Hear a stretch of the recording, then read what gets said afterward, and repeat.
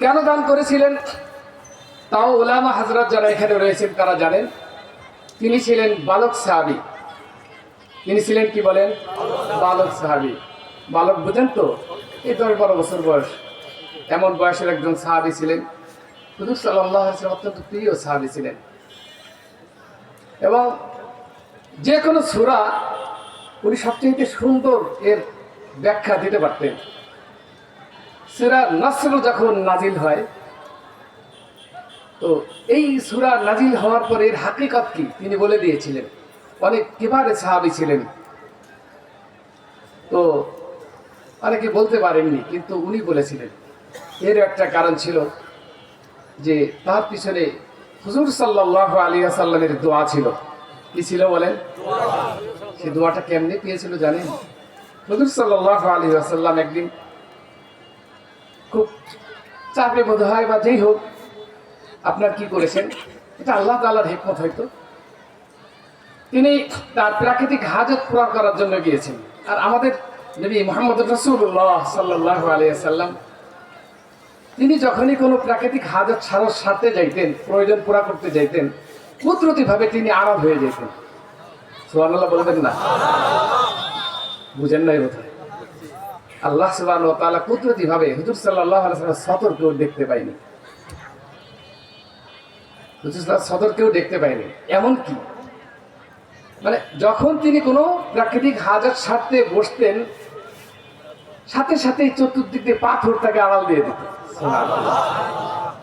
আমার কারণ চিন্তা করেছি।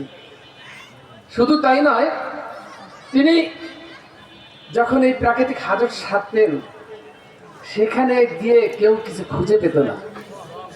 সুবহানাল্লাহ বলবেন না? কেন খুঁজে পেত না? আমরা তো যদি কোনো জায়গায় টয়লেট করে রেখে আসি, তো পচবে, বাইরে থাকবে, গন্ধ ছড়াবে, ব্যাপারটা এমন তো, কি বলেন? খুঁজে পেত না। এই মাটি সাথে সাথে গ্রাস করে ফেলত। মাটি সাথে সাথে গ্রাস করে ফেলত, ওখানে কোনো চিহ্নই থাকতো না। সুবহানাল্লাহ। এমন নবীর আমার উম্মত। তো হুজুর সাল্লাল্লাহু আলাইহি ওয়াসাল্লামকে তিনি যে গিয়েছেন, হুজুর সাল্লাল্লাহু আলাইহি ওয়াসাল্লাম প্রাকৃতিক হাজত সাথে ওই আব্দুল্লাহ ইবনে আব্বাস তিনি বালক, তিনি খেয়াল করেছেন যে হুজুর সাল্লাল্লাহু আলাইহি ওয়াসাল্লাম পানি লোটার কোনো পানি নিতে হয়তো তাড়াহুড়ার কারণে বা যে কোনো কারণে নিতে পারেননি। তো তিনি গিয়ে এই বালক অবস্থায় হুজুর সাল্লাল্লাহু আলাইহি ওয়াসাল্লাম যেখানটায় বসছেন, যেখানে তিনি আবদাল হয়ে গেছেন, সেখানে নিয়ে তিনি একটা লোটায় করে পানি দিয়ে একটু কাশি দিয়ে রেখে এসছেন। হুজুর সাল্লাল্লাহু আলাইহি ওয়াসাল্লাম হাত বাড়িয়ে সেই পানিটা নিয়েছেন, ব্যবহার করেছেন। এসে জিজ্ঞাসা করছেন কে কাজ করছে, বলে করেছে তো আব্দুল্লাহ। হুজুর সাল্লাল্লাহু আলাইহি ওয়াসাল্লাম সাথে সাথে তাকে কোনো কোনো বর্ণনায় বুকের সাথে বুক লাগায়, কোনো কোনো পিঠে হাত দিয়ে দোয়া করে দিলেন। সাথে সাথে আল্লাহ সুবহানাহু ওয়া তাআলা এবং দোয়া করলেন ফাক্কিহু, যে আল্লাহ ওকে কি করো, দ্বীনের বুঝ, দ্বীনের ইলম দান করো। বলেন তো হুজুর সাল্লাল্লাহু আলাইহি ওয়াসাল্লাম দোয়া করবেন, এটা কবুল হবে না, এমনটা কি হতে পারে? কত যে সৌভাগ্য তাদের। আমরা তাদের অনুসরণ করবো। এ কথা বলবো না যে আরে আমরা যদি সাহাবাদের জামানায় হতাম, না আমরা হতাম না তো ভাই, আমরা হতাম না। সাহাবাদের মর্যাদা হুজুর সাল্লাল্লাহু আলাইহি ওয়াসাল্লাম ইরশাদ করেছেন। আল্লাহ সুবহানাহু ওয়া তাআলা এই সাহাবীদেরকে বাছাই করেছেন রূহের জগৎ থেকে। রূহ সৃষ্টি করার পরে আল্লামা থানভী রাহমাতুল্লাহ আলাইহি সাহাবীদের মর্যাদা নিয়ে কিতাব লিখেছেন। সেখানে তিনি এখন হাদিস এনেছেন যে আল্লাহ সুবহানাহু ওয়া তাআলা রূহ সৃষ্টি করে রূহের দিকে নজর দিয়েছেন, দৃষ্টি দিয়ে সবচেয়ে শ্রেষ্ঠতম রূহ যাদের পেয়েছেন তাদেরকে তিনি নির্বাচিত করে হুজুর সাল্লাল্লাহু আলাইহি ওয়াসাল্লামের সাহাবিয়াতের মর্যাদা দেওয়ার জন্য তাদেরকে রেখে হুজুর সাল্লাল্লাহু আলাইহি ওয়াসাল্লামের জামানায় তাদেরকে প্রেরণ করেছেন। বুঝতে পারছেন সাহাবাদের মর্যাদা? অর্থাৎ তারা নির্বাচিত, হুয়াজতাবাকুম, তিনি নির্বাচন করেছেন তোমাদেরকে। আর আমরা যারা তার উম্মত না, আমাদেরকে উম্মত হওয়ার জন্য নির্বাচন করেছেন। সুবহানাল্লাহ। তো হুজুর সাল্লাল্লাহু আলাইহি ওয়াসাল্লাম এই সাহাবী, বালক সাহাবী, হুজুর সাল্লাল্লাহু আলাইহি ওয়াসাল্লামের সাথে আব্দুল্লাহ ইবনে আব্বাস রাদিয়াল্লাহু তাআলা বর্ণনা করতেছেন যে আমি হুজুর সাল্লাল্লাহু আলাইহি ওয়াসাল্লামের পিছনে একদিন যাচ্ছি, তো হুজুর সাল্লাল্লাহু আলাইহি ওয়াসাল্লাম ডাক দিলেন, ইয়া গোলাম, ইয়া গোলাম। গোলাম মানে বালক, গোলাম মানে কি? বালক। হে বালক, ইন্নী উআল্লিমুকা বিকালিমাতিন, ইন্নী উআল্লিমুকা বিকালিমাতিন, আমি না তোমাকে কয়টি কথা শিক্ষা দেব, কিছু নসিহা করব তোমাকে আমি কিছু বাক্য শিক্ষা দিব। এই বাক্যগুলো যে তিনি শিক্ষা দিবেন, কেন দিবেন? এই জন্য দিচ্ছেন যে তিনি আমল করবেন, জানে এর কাছে দিলে আমানত থাকবে, এর কাছে দিলে পরে এই কথাগুলো আমার উম্মতের কাছে পৌঁছে যাবে। তো হুজুর সাল্লাল্লাহু আলাইহি ওয়াসাল্লাম শিক্ষা দিতেছেন, বলতেছেন, ইন্নী উআল্লিমুকা বিকালিমাতিন, তোমাকে না আমি কয়টা কথা বলবো। প্রথম কথাটি তিনি যা বলেছেন খুবই গুরুত্বপূর্ণ। মুহতারাম সুধী, আমাদের জন্য এগুলো আমরা আরিফ বিন হাবিব সাহেবের কাছ থেকে এই ওয়াজগুলো আমরা শুনে নেব। আমি ছোট্ট একটা কথা বলবো, এই কথাগুলো আমার আপনার জন্য জরুরি। বারবার ইয়াসির জোসারি তিনি বারবার এই শব্দগুলো, এক একটা শব্দ 2-3 বার করে উচ্চারণ করছিলেন। ইয়া গোলাম, হে আমার ভাই, চাচাতো ভাই, হে বালক, আমি না তোমাকে কয়টি কথা শিক্ষা দিব। প্রথম কথাটি, যেই কথাটি ইহফাজিল্লাহ, একটি কথা নিয়ে যদি আলোচনা করা যায় মুহতারাম সুধী, কমপক্ষে 1 ঘন্টা লেগে যায়। বলে তুমি আল্লাহকে হেফাজত করো, ইয়াহফাজুক, আল্লাহ তোমাকে হেফাজত করবেন। আচ্ছা বলেন তো, আমি আপনি আল্লাহকে হেফাজত করবো, এটা কি সম্ভব? সম্ভব? এই জন্য আমরা একখানা, এখন তো নাই, আমরা যখন নুরিয়া মাদ্রাসায় পড়েছি, আজ থেকে প্রায় 40 বছর আগে, তো আমাদের একটা মুসলিম সাহিত্য পড়ানো হতো, সেখানে একটা কবিতা আমরা পড়তাম, হাসরের দিন বলিবেন খোদা, হে আদম সন্তান, তুমি বলে করোনায় সেবা, জবে ছিল রোগে অজ্ঞান। এইভাবে ধারাবাহিকভাবে বলবে যে আমি পিপাসিত ছিলাম, তুমি আমাকে পান করাওনি, আমি ক্ষুধার্ত ছিলাম, আমাকে তুমি আহার করাওনি। এটা আমরা কবিতায় পড়েছিলাম, পরে এটা আমরা দেখেছি হাদিস শরীফের মধ্যে রয়েছে, এটা হাদিস শরীফের মধ্যে রয়েছে। তো মানুষ বলবে, তুমি জগতের প্রভু, তোমাকে আমরা পান করাবো, সে কাজ কি হয় কভু? তুমি পিপাসিত ছিলা, তো তোমাকে আমরা পান করাবো, আমরা তো গোলাম, আমরা তো বান্দা, তোমাকে দেখিয়ে তো পান করাবো কিভাবে? প্রশ্ন আসে না এটা? আল্লাহ যদি এই প্রশ্ন করেন যে আমি কালকে আমাদের ময়দানে তোমাদেরকে বলবো, আমি ক্ষুধার্ত ছিলাম, আমাকে খাওয়াওনি, আমি পিপাসিত ছিলাম, আমাকে পান করাওনি, আমি অসুস্থ ছিলাম, আমাকে তো দেখতে যাওনি, সেবা করনি আমার, তো বান্দা যখন এই কথা বলবে, আল্লাহ তাআলা উত্তর দিবেন যে আরে আমার অমুক বান্দা তোমার পাশে অসুস্থ ছিল, তাকে যদি তুমি দেখতে যেতে, তার যদি সেবা করতে, তাহলে আমাকে সেবা করাই হতো। কেন সুবহানাল্লাহ? একটু জোরে বলবেন।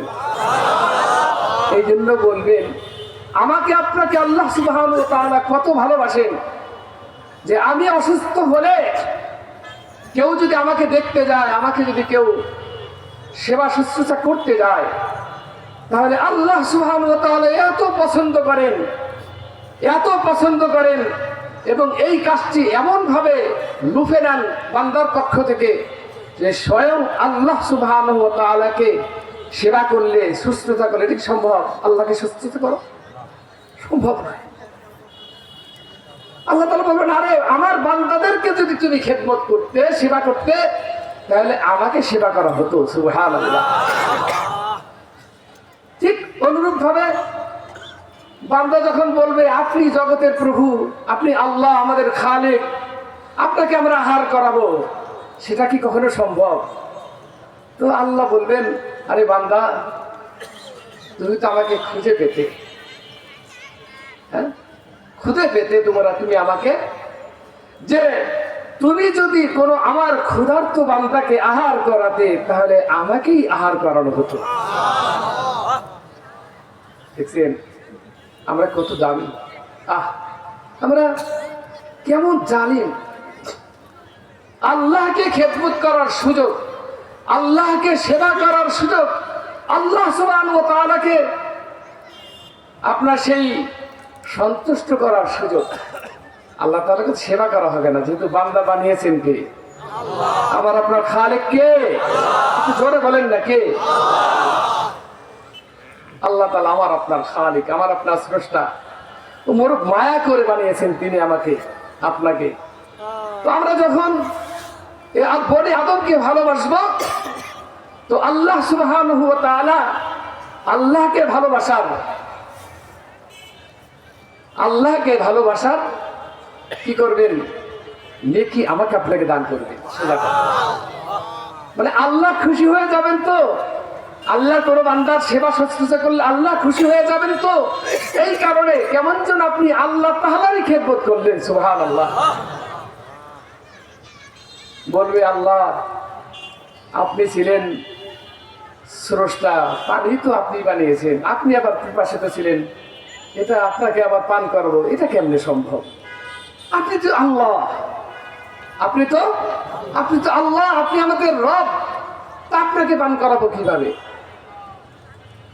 তো আল্লাহ সুবহানাহু ওয়া তাআলা ডাকতে বলবেন, বান্দা তোমরা যদি আমার কোন পিপাসিত বান্দাকে পান করাতে, তাহলে আমি রব্বুল আলামিন আমাকে পান করার যে ফজিলত তা আমি তোমাকে দান করে দিতাম। এই জন্য আল্লাহর হাবিব সাল্লাল্লাহু আলাইহি ওয়াসাল্লাম তার চাচাতো ভাই হযরত আব্দুল্লাহ ইবনে আব্বাস রাদিয়াল্লাহু তাআলা আনহুকে বলতেছেন, ইহফাজিল্লাহ, আল্লাহকে হেফাজত করো। আল্লাহকে কি হেফাজত করবেন আপনি? এই জন্য উনি এই ব্যাখ্যাগুলো আবার দিচ্ছিলেন যে অর্থাৎ তুমি ইহফাজ আহকাম আল্লাহ, যে হে গোলাম তুমি আল্লাহ সুবহানাহু ওয়া তাআলার হুকুম আহকামকে হেফাজত করো, আল্লাহ তাআলার আদেশগুলোকে তুমি হেফাজত করো, আল্লাহ সুবহানাহু ওয়া তাআলার আদেশ নিষেধকে তুমি মান্য করো। এই জন্য যারা দাওয়াত ও তাবলীগের মেহনতে যারা ওই তালিমের কিতাব পড়েন, ওখানে একটা হাদিস আছে, একখানা হাদিস, যে তুমি কালেমার হক আদায় করতে থাকো, কালেমা তোমাকে সাহায্য করবে, কালেমা তোমাকে সাহায্য করবে। কালেমা কিভাবে সাহায্য করবে? ওখানে ওইভাবে ব্যাখ্যা রয়েছে যে কালেমার হকটা কি মুহতারাম শুধু, কালেমার হক হলো এই যে আমি আপনি যখন এই কথা বলেছি লা ইলাহা ইল্লাল্লাহ, বলেন তো সবাই, আবার বলেন লা ইলাহা ইল্লাল্লাহ, এর অর্থ কি? যে আল্লাহ ছাড়া কোনো মাবুদ নাই, আল্লাহ ছাড়া কোনো ইলাহ নাই, আল্লাহ ছাড়া কোনো মাবুদ নাই। অর্থাৎ ইলাহুন বলা হয় মাবুদ যাকে, যিনি ইবাদতের উপযুক্ত। আমরা যখন মক্তবে পড়েছি কালেমার এই ব্যাখ্যা পড়েছি যে আল্লাহ বাদে কোনো মাবুদ নেই, অর্থাৎ আল্লাহ সুবহানাহু ওয়া তাআলা কেবলমাত্র ইবাদতের উপযুক্ত। ইবাদত হবে কেবলমাত্র কার? কেবলমাত্র আল্লাহ। বানাইছেন কে? আমাদেরকে। এই জন্য বলছেন ওয়ামা খালাকুল জিন্না ওয়াল ইনসা ইল্লা লিয়াবুদুন। যেও দুনিয়ার মানুষ, এই যে ও আমার গোলামেরা, জিন এবং ইনসানকে সৃষ্টি করেছি কেবলমাত্র শুধুমাত্র আমার ইবাদতের জন্য, ইবাদতের জন্য। এই যে দেখেন এখন কি সুন্দর কথা, আল্লাহর হাবিব সাল্লাল্লাহু আলাইহি ওয়াসাল্লাম বলছেন ইহফাজিল্লাহ, ইহফাজিল্লাহ, তুমি আল্লাহ তাআলাকে হেফাজত করো। কেমন আল্লাহকে হেফাজত করবেন আপনি? অর্থাৎ আল্লাহ তাআলার ইবাদত গুলো আমার আপনার জন্য কালেমা পড়ার কারণে, আমি যে বলেছি আমার ইলাহ কেবলমাত্র আমার ইলাহ কেবলমাত্র, ইলাহ মানে কি? মাবুদ। মাবুদ অর্থাৎ যার ইবাদত করা হয়। আমি পূজা শব্দটা ব্যবহার করছি না, কারণ পূজা বললে আমরা অনেককে পুজি, আমরা ইবাদত করি। বলেন কেন? আল্লাহ আমাদেরকে ইবাদতের জন্য সৃষ্টি করেছেন। তো আল্লাহ তাআলা আমাদেরকে ইবাদতের জন্য সৃষ্টি করেছেন, তো তিনি মাবুদ, অর্থাৎ তিনি যে আমার স্রষ্টা, তিনি যে আমার মালিক, তিনি যে আমার খালিক, তিনি শুধু আমার আপনার খালিক আর মালিক নয়। রব্বে কারীম কুরআনুল হাকিমে বিভিন্ন জায়গায়, বিশেষ করে সূরা ইউনূস পড়বেন, আল্লাহ সুবহানাহু ওয়া তাআলা চন্দ্র কেন সৃষ্টি করেছেন, এই আপনার সূর্য, জমিন, পৃথিবী, আসমান, জমিন সব কিছু বলে বলে বলছেন। এরপরে বলছেন তোমার এই শ্রুতি শক্তি তিনি দিয়েছেন, তোমার দৃষ্টি শক্তি তিনি সৃষ্টি করেছেন, সব কিছু এভাবে বলে বলছেন যালিকুমুল্লাহু রাব্বুকুম। এই যে সিফাতগুলো বর্ণনা করা হলো, যিনি আসমানের প্রভু তিনি তোমারও, যিনি জমিনের প্রভু তিনি কার প্রভু? আমারও প্রভু। যিনি চন্দ্র, সূর্য, গ্রহ, নক্ষত্র, পাহাড়, পর্বত, নদী, নালা, খাল, বিল, সাগর, মহাসাগর যা কিছু পৃথিবীতে আছে সব কিছু তিনি কি? রব। তিনি সব কিছুর আল্লাহ বলছেন আমি না তোমাদেরও রব, আমি না। কিন্তু দেখেন মজার ব্যাপার হলো এই যে রব্বে কারীম এত বিশাল বিশাল সৃষ্টি পৃথিবীতে সৃষ্টি করেছেন। এই যে সৃষ্টিগুলো তার, গ্রহ নক্ষত্র এক একটা দেখে দেখে আমরা আশ্চর্যান্বিত হই। আর এত বিশাল সৃষ্টি, এত বড় সূর্য, শেষ পর্যন্ত সূর্যকে বড় করতে করতে আমরা তারকারাজির সম্পর্কে যে আলোচনাগুলো বিজ্ঞানের ছাত্ররা জানে, তারপরেও আল্লাহকে মানে। এমনও আছে সবচেয়ে আলোর গতি বেশি না ভাই? এখন পর্যন্ত পৃথিবী সৃষ্টি হওয়ার পরে এখন পর্যন্ত এমন কিছু নক্ষত্র রয়ে গিয়েছে যার আলো পৃথিবীতে এখন এসে পৌঁছায়নি। সুবহানাল্লাহ। তাহলে তিনি এই সব কিছুর রব, আমারও তিনি, আমারও তিনি। ইবাদত হবে কার? এই জন্য রবের ইবাদত হবে, আমার মালিকের ইবাদত হবে। তো বলতেছেন আল্লাহর হাবিব যে ইয়া গোলাম ইন্নী উআল্লিমুকা বিকালিমাত, তোমাকে কিছু কথা শিক্ষা দেব। এক নম্বর যে কথাটি সেটা হলো তুমি আল্লাহ তাআলার হুকুমকে হেফাজত করো, তাহলে তুমি আল্লাহকে হেফাজত করো। মানুষের খেদমত করলে আল্লাহ খুশি হন। হ্যাঁ, আগার খাহি কেদার জান্নাত রসিদি, বন্দেগি কুন বন্দেগি কুন বন্দেগি। এই জন্য কবি বলছেন তুমি জান্নাতে যেতে চাও, বন্দেগি করো, আল্লাহকে খুশি করতে চাও, জিকির করো, খেদমতে খোদা মিলে খেদমত করো, বনে আদমের আল্লাহকে পেয়ে যাবে, আল্লাহকে পেয়ে যাবে। তো আল্লাহর হাবিব সাল্লাল্লাহু আলাইহি সাল্লাম বলছেন তুমি যদি আল্লাহ তাআলার ইবাদত বন্দেগি করতে থাকো, আল্লাহ তাআলার ইবাদত বন্দেগিকে তুমি যদি হেফাজত করো, অর্থাৎ তুমি যদি এগুলো আদায় করো, তার হুকুম মানো, আদেশ মানো, আর তার নিষেধ তুমি পরিহার করো, যদি করো তুমি, তাহলে আল্লাহ তোমাকে হেফাজত করবেন। শুধু কি আব্দুল্লাহ ইবনে আব্বাসকে হেফাজত করবেন? না না, আমাদেরকে আল্লাহর হাবিব বলছেন কেমন যেন আব্দুল্লাহ ইবনে আব্বাস রাদিয়াল্লাহু তাআলা আনহুর মাধ্যমে বিশ্ববাসীকে জানান দিচ্ছেন। কারণেই তো এই হাদিস খানা আপনার সুসংরক্ষিত রয়েছে যে কেমন যেন আল্লাহর হাবিব সাল্লাল্লাহু আলাইহি ওয়াসাল্লাম আব্দুল্লাহ ইবনে আব্বাস রাদিয়াল্লাহু তাআলা আনহুকে বলে আমাকে বলছেন, আপনাকে বলছেন, আপনি আপনি প্রত্যেকে আপনি আপনি আমার দিকে তাকাই, আমাকে বলছেন আল্লাহর হাবিব হে আনিস তুমি হেফাজত করো আল্লাহর হুকুমকে। আপনি আপনাকে ডাক দেন, বলে এই তোমাকে না আল্লাহর হাবিব সাল্লাল্লাহু আলাইহি সাল্লাম আমাদের প্রিয় নবী সাল্লাল্লাহু আলাইহি সাল্লাম হুকুম করেছে। কি হুকুম? তোমাকে কথা শিখাইছেন কিছু, তার মধ্যে প্রথম কথাটি হলো খবরদার তুমি আল্লাহ তাআলার হুকুমের বাইরে কোনো কাজ করবে না। ইহফাজিল্লাহ, তুমি আল্লাহ সুবহানাহু ওয়া তাআলার হুকুম আহকামকে হেফাজত করো। পারবো আমরা? নিয়ত করতে পারি কি? হাতটা একটু উঠাই তো। আল্লাহ আমরা নিয়ত করছি, আল্লাহ আমরা নিয়ত করছি আপনার হুকুম আহকাম আপনি যা করতে বলেছেন তাই করব। সবাই বলেন আপনি যা করতে বলেছেন তাই করব, আর যা নিষেধ করেছেন তা করব না। যা নিষেধ করেছেন তা করব না। রাগ করছেন? আল্লাহর হাবিব বলছেন আপনি নিয়ত করলেন, কোন নেক কাজের নিয়ত করে ফেললেন, নিয়ত করতে দেরি হবে, আপনার আমার আমল নামায় নেকি একটা লিখতে আর দেরি হবে না। আর আমি আপনি যদি আমার আপনার ওই যেই কাজটার নিয়ত করেছিলাম, যেই নেক কাজটি করার জন্য আমি নিয়ত করেছি, পাক্কা নিয়ত করেছি, আল্লাহর হাবিব ইরশাদ করেছেন ওই কাজটা তুমি যখন করবে তোমার আমলনামায় কমপক্ষে 10টি নেকি লিখে দেওয়া হবে। আল্লাহর হাবিব ইরশাদ করেছেন বলে ইদাফুল হাসানাতু বিআশরি আমসালিহা ইলা 700 দিন। রমাদানুল মুবারক মাসের ফজিলত বর্ণনা করতে গিয়ে আল্লাহর হাবিব সাল্লাল্লাহু আলাইহি ওয়াসাল্লাম ইরশাদ করেছেন যে বনি আদমের আমলকে একটা আমল করলে তাকে 10 থেকে নিয়ে 700 গুণ বৃদ্ধি করে দেওয়া হয়।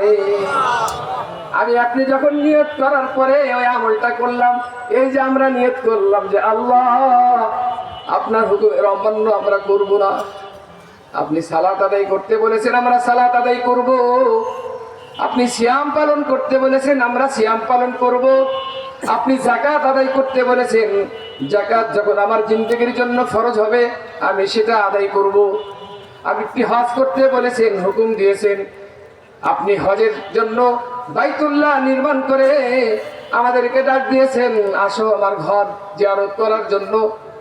যাদের উপরে আমাদের উপরে হজ ফরজ হবে আমরা তা করার জন্য নিয়ত করেছি। আল্লাহ আমরা হজ করব, যাকাত দেব, সিয়াম পালন করব। রব্বুল আলামিন আপনার দেওয়া ফরজ ও ওয়াজিবগুলো আমরা আদায় করব ঠিকঠাক মতো। আপনি আমাদের জন্য পর্দাকে ফরজ করেছেন, আমরা সেই পর্দা মানব। আমি মানব শুধু পর্দা পুরুষের জন্য, মহিলাদের জন্য নয়, পুরুষের জন্য পর্দা রয়েছে। আপনি পুরুষদের মহিলাদেরকে দেখবেন আর মহিলারা আপনাদেরকে দেখতে পাবে না, ব্যাপারটা এমন নয়, বরং ব্যাপারটি হলো এমন আপনিও আপনার চোখের হেফাজত করবেন, আমার আপনার মা বোনেরাও তারাও তাদের চোখের হেফাজত করবে। শুধু তাই নয়, রব্বুল আলামিন ইরশাদ করেছেন তোমরা তোমাদের সৌন্দর্যকে বের করবে না। আল্লাহর হাবিব সাল্লাল্লাহু আলাইহি ওয়াসাল্লাম ডাক দিয়ে বলতেছেন আমার উম্মতিরা শুনো, লাআনাল্লাহু নাযিরা ওয়াল মানযুরা ইলাইহা।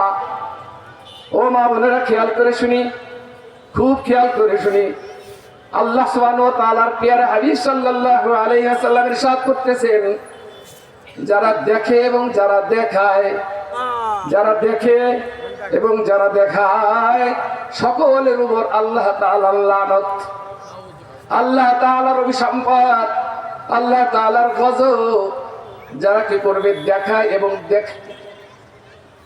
যারা দেখায়, এই জন্য আল্লাহর হাবিব বলছেন লানাল্লাহুন নাযিরা, যারা দেখে তার উপর আল্লাহর লানত, ওয়াল মানযুরা ইলাইহা, যাকে আপনি দেখলেন তার উপরও লানত। ও আমার মা বোনেরা আপনি একটু খেয়াল করেন, আপনার চেয়ারটা খুলে যখন আপনি বের হলেন, আপনি মানুষ কিন্তু একা মানুষ, আপনি বের হলেন এখান থেকে উঠে বেপরদার সাথে আপনি কি করলেন, মুকশেদপুর গেলেন, মুকশেদপুর থেকে আসলেন, এই পর্যন্ত যেতে আসতে কমপক্ষে 500 পুরুষ আপনাকে দেখলো, আপনার চেহারার দিকে তাকালো। ওই তাকানোর কারণে প্রত্যেকটা পুরুষের চেহারার উপরে এই যে দেখার কারণে আপনাকে তার উপরে আল্লাহর গজবের সাথে সাথে তার জন্য যে জিনিসটি রইল সে আল্লাহর হুকুম পালন করলো না, সে একটা কবিরা গুনাহ করলো। এই জন্য আমাদের এক বুজুর্গ বলতেন, বলে একবার চোখের দৃষ্টি হেফাজত করা 10,000 রাকাত নফল নামাজের থেকে উত্তম। কারণ চোখের দৃষ্টি যখন খারাপ ভাবে পড়ে, কোনো খারাপ মহিলাদের উপর পড়ে, ওইটা কলবের দাগ পড়ে যায়। সালাত যখন দাঁড়ায় যান, আপনি রাস্তা দিয়ে হেঁটে আসছেন, একটা যুবতী মেয়ে সে বেপরদগী অবস্থায় মানুষের দৃষ্টি আকর্ষণ করার জন্য তার চেহারাকে সুসজ্জিত করে বের হলো, তো তার দিকে চেহারা দৃষ্টি পড়ে গেল। যদি আপনি খুব ভালো করে দেখে কলবে যদি আইকা নেন, সালাতে বলবেন আল্লাহু আকবার, কিন্তু মনে রাখবেন কলবের মধ্যে ওই যে গয়রুল্লাহ ঢুকে গেছে, ওইটা আর আপনার বের হবে না। সালাতে আদায় করতে গেলে সূরা ফাতিহা পড়বেন আলহামদুলিল্লাহি রাব্বিল আলামিন, সব প্রশংসা আল্লাহর, রব্বুল আলামিনের বলবেন যখন এই কথা বলতে থাকবেন, কিন্তু জবানে ওইটা উচ্চারিত হবে, কলবের মধ্যে ভাসতে থাকবে বেগানা নারী। ও মা ও বোন শোনো, তুমি এই যে অকাম কাজটা করলা, অন্যায় কাজটা করলা, তুমি 500 পুরুষকে গুনাহগার বানাইলা। তুমি বেপরদেকের কারণে শুই না রাখো। যেমন নেকটাও কি হয়, নেকটাও বর্ধিত হয়, একটা করলে 10 গুণ বেড়ে 700 গুণ। এরপরে হাদিসে কুদসির মধ্যে রয়েছে, আমি আপনি আল্লাহ সুবহানাহু ওয়া তাআলার ব্যাপারে যেমনটি ধারণা করব, আল্লাহ সুবহানাহু ওয়া তাআলা তত পরিমাণ নেকি দান করবেন। শুধু 700 নয়, কোটি কোটি গুণ বৃদ্ধি করে আমার আপনার ধারণা অনুযায়ী আল্লাহ তাআলা আমাকে আপনাকে নেকি দান করবেন। আর যদি আমি কোন মানুষকে গুনাহগার বানিয়ে দেই, আমার কারণে যত মানুষ গুনাহগার হবে, আমার কারণে যত মানুষ গুনাহগার হবে, আমি 200 পুরুষকে গুনাহগার বানাইলাম, 200 পুরুষের গুনাহ যা হবে, ওই 200 পুরুষের গুনাহের কারণে, আমার কারণে তারা গুনাহগার হলো, ওই 200 পুরুষের গুনাহ আপনি মা, আপনি বোন এই গুনাহটা করাইয়া দিলেন। আপনি একাই 200 মানুষের, 200 পুরুষের কুদৃষ্টির গুনাহ আপনিও পাবেন। যিনি দেখছে আপনাকে, সে একটা গুনাহই পাবে। আর আপনি যে দেখাইলেন 200 মানুষকে আপনি গুনাহগার বানাইলেন। একটু চিন্তা করি, আপনি কি যে অবস্থায় আছেন, আপনার রূপ, লাবণ্য, যৌবন এগুলো থাকবে? আপনি ভাবছি, আমি ভাবছি আমার জীবন, কি বলেন, আমার রূপ, আমার লাবণ্য, আমার জীবন, আমার সম্পদ আমার কই কি? তাহলে আমার জীবন থাকে না কেন? আমার যৌবন ধরে রাখতে পারি না কেন? আমার চোখের দৃষ্টি চলে যায় কেন? আমার জিহ্বার স্বাদ কেন চলে যায়? আমার হাত কেন অবশ হয়ে যায়? কি বলে, অবশ হয় না? আমার পা কেন চলতে পারে না? আমার জবান কেন কথা বলতে পারে না?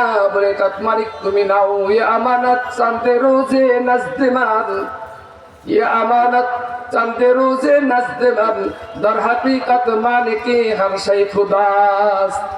বলে এটা আমার আপনার কাছে আমানত। এই জন্য আপনি হাত কেটে ফেলাইতে পারবেন না, এই জন্য আপনি চক্ষু উপরে ফেলাই দিতে পারবেন না, আপনি আত্মহত্যা করতে পারবেন না। এর সব মালিককে আল্লাহ আমার কাছে গচ্ছিত রেখেছেন। আমার চোখ আমার নয়, দৃষ্টি দিয়েছেন কে? আমার কান আমার নয়, শ্রুতি শক্তি দিয়েছেন কে? তাহলে কান ব্যবহৃত হবে কার হুকুম মতো? বলেন, কার হুকুম মতো? আল্লাহর। চক্ষু ব্যবহৃত হবে কার হুকুম মতো, কার আদেশ মতো? আল্লাহ সুবহানাহু ওয়া তাআলার আদেশ মতো। এই জন্য তাহলে তিনি যা দেখতে বলেছেন তাই দেখবো, যা তিনি দেখতে নিষেধ করেছেন আমি আল্লাহ দিয়া চোখ দিয়ে তা দেখবো না। এই জন্য আমার আপনার এক আকাবের সুন্দর কথা বলেছেন যে হুজুর সাল্লাল্লাহু আলাইহি ওয়াসাল্লাম যে নিষেধ করেছেন যে চোখ দিয়ে দেখবা না, বলে তোমার চোখের মধ্যে গরম সীসা গলিয়ে ঢেলে দেওয়া হবে কাল কিয়ামতের ময়দানে। ও যুবক, ও আল্লাহর বান্দারা, তুমি যখন দেখো, ওই দেখার সময় একটু চিন্তা করিল, আমি যে দেখতেছি লানত দিবেন কে? আল্লাহর লানত আসতেছে দুনিয়ার মধ্যে। আর কাল কিয়ামতের ময়দানে আমার চোখের মধ্যে গরম গলিত সীসা ঢেলে দেওয়া হবে। এই কথাটা চিন্তা করো, দেখবা সাথে সাথে তোমার চোখ নিচে নেমে যাবে। এই জন্য আমরা সিদ্ধান্ত নিয়েছি আগামী বছর থেকে এই মেলা হতে দেবো না। রাজি আছেন? আচ্ছা, আমরা মেলা হতে দিব না মনে করেন। আমরা যদি এই কাজটা করতে পারি, এই এখন যতদূর পর্যন্ত মাইকের আওয়াজ যাচ্ছে, আমাদের এলাকার মানুষের দাবি অনুযায়ী বহু দূরে দূরে মাইকের আওয়াজ দেওয়া হচ্ছে, মানে একেবারে সেই বহু দূরে। কিন্তু বর্তমান জামানার মুফতি আজম উনি বারবার তাকিদ দিচ্ছেন যে যেখানে ওয়াজ করবা সেইটুকের মধ্যে মাইক রাখবা, বাইরে দিবা না। কারণ যত ফজিলতের কথা রয়েছে, যারা এই যে আমরা মাহফিলে বসে আছি, রহমতের ফেরেশতাদের বেষ্টনী বলেন, আর সেই আল্লাহ তাআলার সেই সাকিনার কথা বলেন, এবং রহমতের চাদর দ্বারা যে আমাদেরকে ঢেকে রাখা হয়েছে, এই যারা এই মাহফিলে, যারা এই প্যান্ডেলের মধ্যে উপস্থিত হয়েছে, তাদের জন্য এই সুসংবাদ। ঘরের মধ্যে শুয়ে থাকবেন, আপনাকে ওই খেলে দেওয়া হবে না, তা দেওয়া হবে না। এই জন্য উনি এই ব্যাপারে আলাদা একটা বয়ানও করেছেন। মুফতি আজম তাকি উসমানী হাফিজাহুল্লাহ বারাকাল্লাহু ফি হায়াতি, সকল বলেন আমিন। ওনাকে কিছুদিন আগে গুলি করা হয়েছিল, আল্লাহ তাআলা ওনাকে হেফাজত করেছেন। ইসলামের দুশমনরা শিয়ারা বেরলভীরা তারা গুলি করেছে, আল্লাহ তাআলা হেফাজত করেছেন। তো তিনি এই জন্য বলছেন যে মাইক এত দূরে দিবা না যে তাদের ক্ষতি হয়। দিনের কথা চলতে থাকলো, তারা শুনলো না, তুমি কেন দিবা? তার যদি প্রয়োজন হয়, হেদায়েতের প্রত্যাশিত আমরা কারা? হেদায়েত আমরা চাই না, আল্লাহ তাআলা চান। নেক কাজ আমাদের দরকার না, আল্লাহ তাআলার দরকার। হুজুর সাল্লাল্লাহু আলাইহি ওয়াসাল্লামের দরকার না, আমাদের দরকার, আমাদের দরকার। তাহলে আমি তো হেদায়েতের প্রত্যাশী। এই জন্য গতকালকে আমি মাগরিবের পরে উদ্বোধনী আলোচনায় বলছিলাম, ওয়াল্লাযীনা জাহাদু ফীনা লানাহদিয়ান্নাহুম সুবুলানা ওয়া ইন্নাল্লাহা লামাআল মুহসিনিন। রব্বুল আলামিন বলতেছেন, শোনো আমার গোলামেরা যারা আমাকে পাওয়ার জন্য, যারা আমাকে খুশি করার জন্য যারা চেষ্টা চালাবে, যেমন আল্লাহর হাবিব বলছেন ইহফাজিল্লাহ, আল্লাহ তাআলার হুকুম আহকামকে তুমি হেফাজত করো, তার আদেশগুলো মান্য করো, যে সমস্ত ফরজ ওয়াজিবগুলো রয়েছে সেইগুলো তুমি বাস্তবায়ন করো এবং এর জন্য চেষ্টা চালাও। আমরা এসেছি হেদায়েত প্রাপ্তির জন্য, কি বলেন ঠিক কিনা? আল্লাহকে খুশি করতে এসেছি কিনা? আল্লাহকে খুশি করার জন্য এসেছি। আমাদের যারা দাওয়াতি মেহমান রয়েছেন তাদের জবান মোবারক থেকে আল্লাহ তাআলা কুরআনুল হাকিম থেকে, তার হাবিব সাল্লাল্লাহু আলাইহি ওয়াসাল্লামের হাদিস শরীফ থেকে কিছু আমরা কথা শুনে আমরা আমাদের দিলের খোরাক নিয়ে বাড়ি যাব আর সেই অনুযায়ী আমল করব, সেই নিয়তে আমাদের আশা, ঠিক কিনা বলেন? এই জন্য যখন আমি এই যে বাড়ির থেকে হেঁটে এসেছি, ওয়াল্লাযীনা জাহাদু, আমরা প্রচেষ্টা চালিয়েছি, জিহাদ করেছি, মন আমাদেরকে আসতে দিতে চাই নাই। বাড়ির থেকে হয়তো নিষেধাজ্ঞা, আরে খামাকে এখন রাত্রে কেন যাবা, কেন যাবা? আবার কিছু মানুষ আসছিলাম, যাই অমুক হুজুর আসবে নাম করাবার, তাই শুনে আসি, কি বলেন, এই নিয়তে আসছি। কিন্তু অধিকাংশ মানুষ এই জন্য আসছেন যে আল্লাহ খুশি হবেন। আমি যাই উলামায়ে কেরামের চেহারা দেখবো, উলামায়ে কেরাম থেকে কোরআনের কথা শুনবো, হাদিস শরীফের কথা শুনবো, সে অনুযায়ী আমল করব। খুশি হবেন কে? কাকে খুশি করার জন্য এসেছি? আল্লাহকে খুশি করার জন্য এসেছি।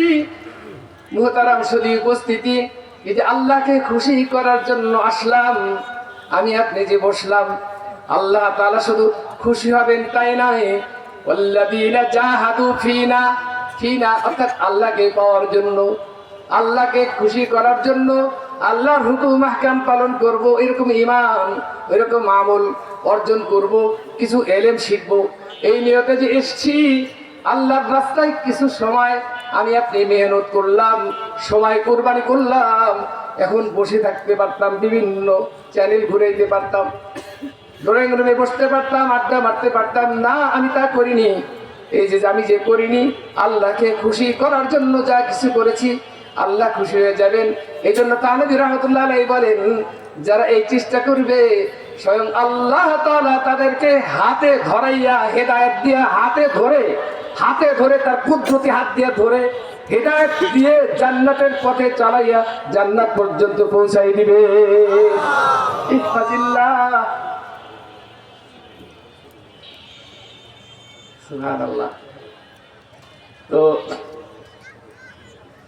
হুজুর আসছেন এখানে, আল্লাহ, হুজুর চলে আসেন, নারায়ে তাকবীর বলেন, নারায়ে তাকবীর, নারায়ে তাকবীর। আমাদের হুজুর চলে আসছেন, আমাদের দাওয়াতে মেহমান নিয়ে আসেন, আমাদের উদ্দেশ্য তো তাই যে হুজুররা ওয়াজ করবেন। হুজুর 9টায় আসার কথা, সেই অনুযায়ী আমরা কি করতেছিলাম, 9:15 বাজে, কোনো সমস্যা নেই, হুজুর চলে আসেন। আমরা একটু আগায় বসি, আমাদের আজকের প্রধান আকর্ষণ, হ্যাঁ সুবিধা নেই না, তো একটা অনুমতি হুজুর দিয়েছেন, আমরা কি সেটা একটু পালন করব? আমরা প্রতি বছর আমি আপনাদের সম্মুখে আমাদের এই মাদ্রাসা সম্পর্কে কিছু কথা বলি, সেই কথার দিকে যাচ্ছিলাম, এখনই যাব ভাবছিলাম। তো হুজুর বলবেন, আইয়ুবী সাহেব আসতেছেন, উনিও বলবেন। তো আমাদের এই মাদ্রাসায় আমরা আলহামদুলিল্লাহ আপনাদের সাহায্য সহযোগিতায় এটাকে পরিচালনা করি, আপনাদের সাহায্য সহযোগিতায় পরিচালিত হয়। তো সেই জন্য আমরা এখান থেকে কালেকশন করি না, কিন্তু হুজুর আসতেছেন এই জন্য হুজুরকে আগে শুনে শুনে বলে দিই, আমাদের কালেকশন করা মাদ্রাসা থেকে এটা অভ্যাস না, কিন্তু আমাদের এই এলাকার মানুষের এরকম তামান্না, এবং তারাও অনেকেই এসে বলছেন হুজুর আমরা কিন্তু মাহফিলের দিন কিছু দান করব, আপনি আমাদেরকে দান করার জন্য কি করবেন, সুযোগ দিবেন, উৎসাহিত করবেন, যাতে আমরা বেশি করে দিয়ে আমাদের এই মাদ্রাসাকে আরো কি করতে পারি, অগ্রগতি বাড়াতে পারি, এবং বিশেষ করে আমাদের দেখা অনুযায়ী যেন অনেকেই দিতে পারে। এই জন্য আপনি আমাদেরকে একটু বলবেন, আমরা দিতে চাই, প্রকাশ্যেই দিতে চাই। হুজুর সাল্লাল্লাহু আলাইহি সাল্লামকে তো প্রকাশ্যেও দিয়েছেন সেই তাবুকের যুদ্ধের সময়। তো আমরা তাবুকের যুদ্ধের মতো এরকম কি করতে চাই, প্রকাশ্যে একটু দান করতে চাই। আমরা দেখাতে চাই যে এই মহারাজপুর এলাকার এই মাহফিল থেকে এই এলাকার মানুষেরা কিভাবে স্বতঃস্ফূর্তভাবে মাদ্রাসার জন্য দান করে। এই জন্য আমরা প্রতি বছরই দেখে থাকি আলহামদুলিল্লাহ 1 লাখ টাকা, 50,000 টাকা, তারপরে আপনার 30,000 টাকা, 40,000 টাকা এরকম দান করে থাকে। এমনকি কেউ আছেন, আজকে আমরা এইভাবে নিয়োগ করে এসেছি যে আমি ইনশাআল্লাহ আমি কমপক্ষে 1 লাখ টাকা দান করব। এরকম কেউ আছেন? আছেন, আমি জানি, আমাকে বলছেন অনেকেই। কেউ আছেন? এখন ঘোষণা করে দিবেন না আইয়ুবী সাহেবের কাছে দিবেন? কোনটা করবেন? হুজুর চলে আসছেন তো?